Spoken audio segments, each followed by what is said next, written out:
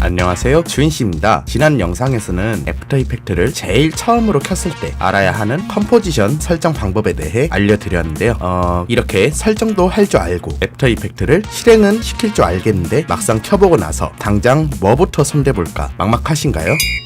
우선 여러분들의 영상 컨텐츠 주제가 막연하게 붕 떠있지 않고 짜임새가 있는 튼튼한 컨텐츠일수록 영상 편집도 쉽게 접근하고 시작할 수 있는데요.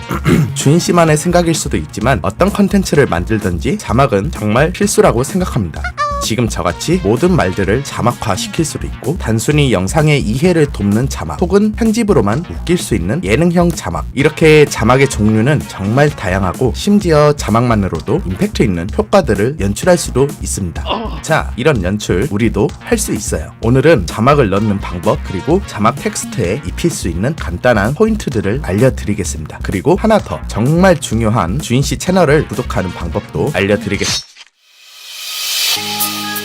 주인씨 채널의 영상 강의는 완전히 처음 시작하시는 분들을 위해 최대한 쉬운 표현과 자세한 설명으로 진행합니다. 특히 오늘의 내용은 애프터 이펙트를 접하신 지 얼마 안 되신 분들께 강력 추천하는 영상 강의입니다. 주인씨는 어도비사의 모든 프로그램 노하우들을 한글판으로 재해석하여 소개합니다. 영문판을 사용하시더라도 막히는 부분이 있을 때는 서슴없이 댓글을 달아주세요. 퀵 배송하듯이 빠른 답변 올리겠습니다. 마지막으로 프리미어 프로, 애프터 이펙트 프로그램들은 똑같은 결과물을 만들더라도 작업 과정이 사람마다 다양합니다. 주인씨는 주인씨만의 노하우로 소개합니다.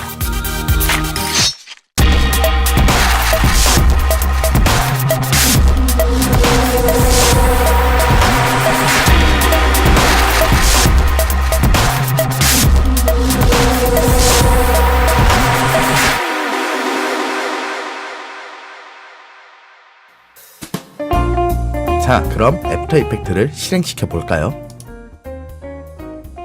바로 새 프로젝트를 눌러주시고 새 컴포지션을 열어서 컴포지션 설정을 자신이 원하는 대로 설정해 주시는데, 여기서 잠깐 컴포지션 설정에 대해 모르시는 분들은 지금 우측 상단에 뜨고 있는 주인씨 영상 강의 11화로 가셔서 먼저 보시고 오셔야 합니다. 그래야 다음 내용이나 앞으로의 영상 강의를 이해할 수 있어요. 저는 일단 임시로 풀 HD 사이즈에 30프레임 정도로 간단히 맞추고 확인. 지금 조금 모양이 다를 수도 있는데 저 같은 경우는 미리 보기 프리뷰 모니터를 빼놨었거든요. 안으로 집어넣겠습니다. 저는 듀얼 모니터를 써서 프리뷰 미리 보기 창을 오른쪽으로 옮겨버리는데, 만약에 모니터 하나로 사용하신다 하면 여기를 이렇게 내리시고 이거를 센터나 이쯤에 이제 크게 늘려서 보셔도 되겠죠. 자, 이제 애프터 이펙트를 하려면 꼭 알아야 하는 게 있는데요. 그건 바로 레이어 개념입니다. 포토샵을 사용해 보셨다면 이해가 좀 더 빠르실 텐데, 우선 레이어는 층 또는 표현의 막이라는 뜻인데요. 예를 들어보겠습니다. 우선 빨간색 단색을 넣어 볼게요.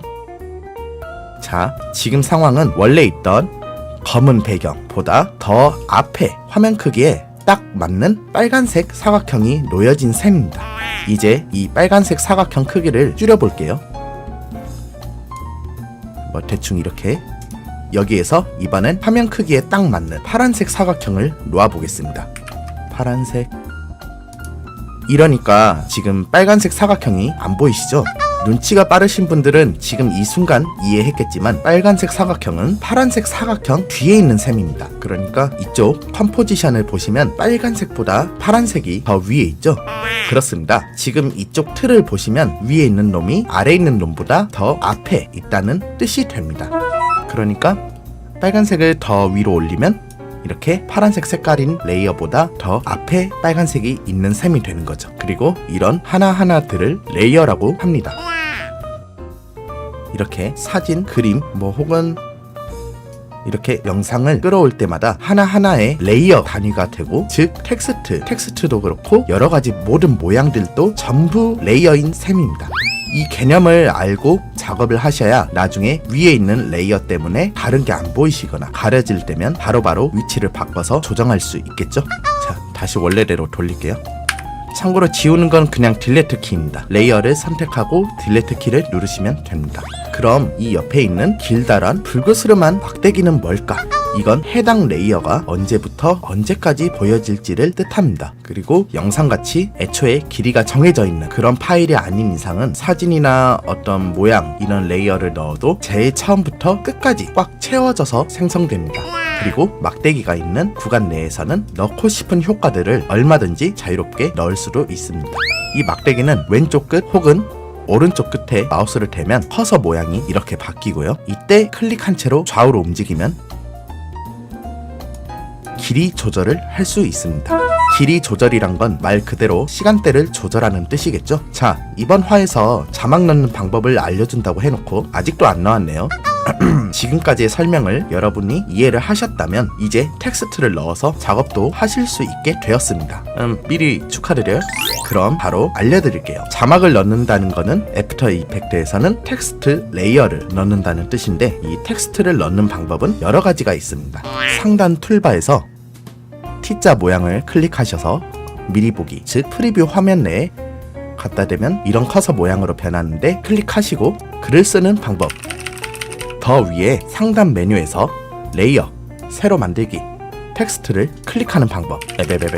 컴포지션 틀 내에서 마우스 오른쪽 클릭, 새로 만들기, 텍스트 클릭. 단축키로는 컨트롤, 알트, 시프트, T입니다. 여기에도 단축키가 써져 있죠. 단축키가 참 길죠. 여러분의 취향대로 가장 손이 빨리 가는 방법으로 하시면 되겠습니다. 여튼 텍스트 레이어를 만들면 프리뷰 화면에서 글씨가 이렇게 실시간으로 보여집니다. 이렇게요. 그리고 일단 텍스트든 뭐든 레이어를 만든 직후에 다시 일반 마우스 커서로 돌아가고 싶으면 단축키 V 혹은 상단 툴에서 이 모양을 클릭하시면 됩니다. 그 상태에서는 레이어의 위치를 자유롭게 움직일 수도 있어요. 이렇게 움직일 수도 있고, 이제 빨간색을 좀 앞으로 빼볼까요? 그래서 뭐 이렇게 움직일 수도 있고, 이 기본 커서 모양으로 가는 수단은 정말 많이 쓰이니까 꼭 알아두세요. 자, 마지막으로 기본적인 정도로 자막을 작업할 때 가장 많이 쓰이는 문자 메뉴 중에서 필요한 부분만 딱딱 짚고 넘어갈게요. 아주 간단하지만 꼭 알아야 할 내용들로 꽉 차 있으니까 끝까지 잘 보셔야 해요. 내용이 조금 많을 수도 있습니다. 이쪽에 보이는 문자란을 클릭합니다. 여기는 글씨체를 바꿀 수 있고요. 그 옆에 있는 스포이드 모양은 컴퓨터에서 보이는 모든 화면에서 원하는 색깔을 쪽쪽 뽑아올 수 있습니다. 심지어 이런 색깔까지, 중간에 이런 색깔까지. 신기하죠? 저는 사실 이 스포이드가 프리뷰 화면 내에 있는 색깔만 뽑아올 수 있는 줄 알았네요. 저도 이 영상을 만들면서 처음 알았습니다.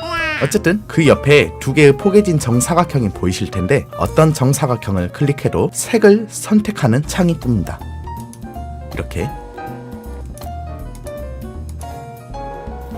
단 위에 있는 정사각형은 일반 글씨 색깔, 아래에 있는 정사각형은 글씨 테두리의 색깔을 뜻합니다.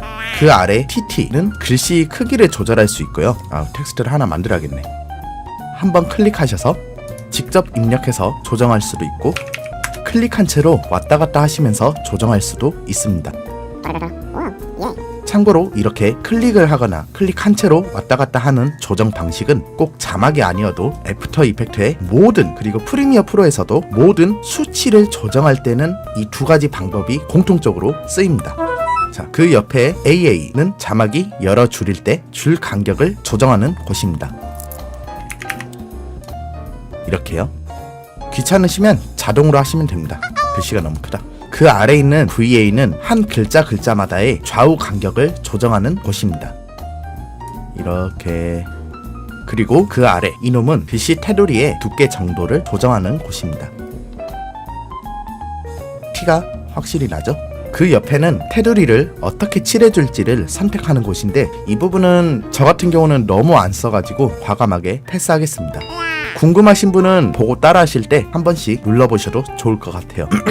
자, 그리고 그 아래 두 개의 T는 좌우 혹은 상하로 글자들을 쭉 늘리거나 쭈그리로 만드는 정도를 조정하는 곳입니다. 어떤 뜻이냐고요? 자, 이렇게 제 키에 맞춰서 이렇게 이렇게 하면 쭈그리가 돼요. 넓히면 네.